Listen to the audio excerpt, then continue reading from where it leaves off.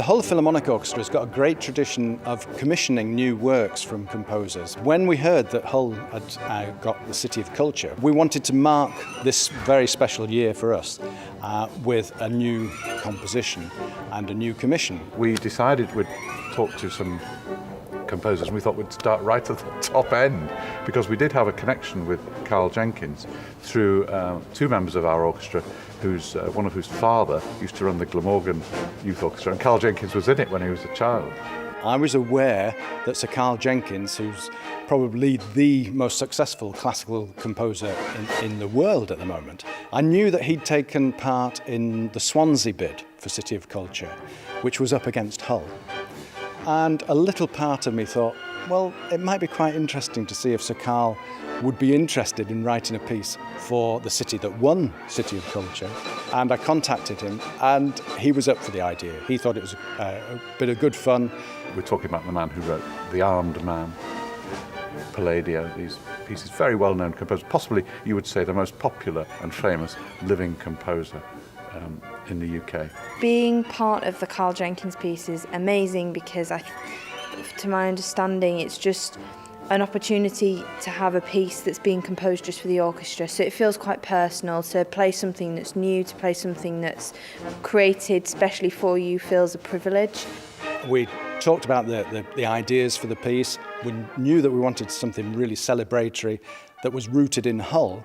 And I think what he's come up with is a really quirky piece. The first movement takes as its inspiration the old Tivoli Music Hall.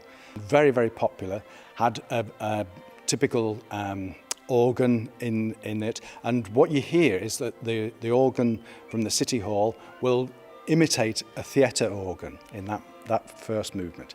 It's famous for where Old Mother Riley, who was a character played by Arthur Lucan, he sadly died in the wings in that very theatre. And if you go there to the cafe, you'll see a commemorative alcove which acknowledges this connection.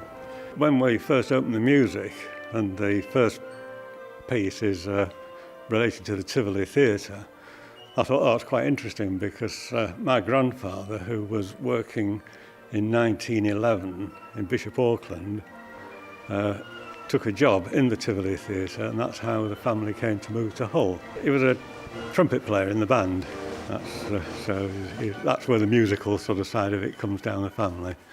The second movement is a soundscape that tries to depict a particular type of orchid called a bee orchid, which was only found in one or two very rare places throughout the world.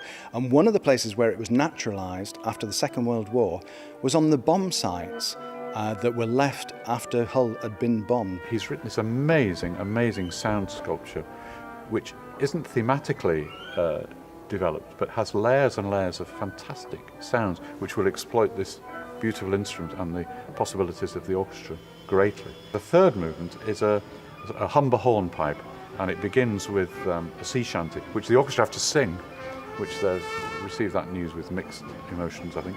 Do I have to sing? Yes, we do. And for me, that's great because I sing all the time anyway. I think it's going to be great fun. And that's really what I was hoping for right from the start. It's a light-hearted piece. It's a piece for the audience, and I think the finale of it, the audience will absolutely love. It's not every day that people compose for Hull, that we're not typically a city that people ever think of, and I think it's brilliant that somewhere in the north is being composed for and thought of and considered. That's really admirable, I think. I was in the Kingston Square the other night for the We Are Hull presentation, and at the end of it, when it came up on the front of the City Hall, We Are Hull, people just started clapping because they sort of felt part of it, and I think they'll feel part of this music because it's specifically about Hull. We're already planning a second performance. We're going to perform it again in 2018. So already 2017 will have a legacy for us in a chance to perform the work again. It will last beyond our lifetime, and it will be available for people to see long after. A poem, a play, a piece of music. I think this is very important. It is legacy, and I know that's a sort of can be a trendy buzzword, what we leave after us, but it is important legacy. It becomes the history of what we are. And I think the fact that it will say on the score, people will open the score and it will say, commissioned by the Hull Philharmonic Society for Year of Culture 2017. I think that's really important.